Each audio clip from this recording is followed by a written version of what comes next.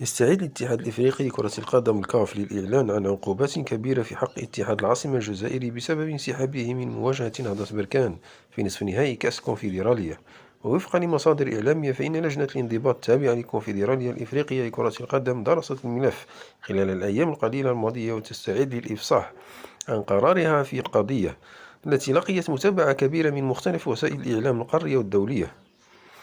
وينتظر أن يتم فرض عقوبات رياضية ومالية كبيرة على الفريق الجزائري والاتحاد الجزائري لكرة القدم بعد رفضهما خوض مباراتين حاسمتين في كأس الكاف وتسببوا في أضرار مادية وتسويقية للكونفدرالية الإفريقية للعبة.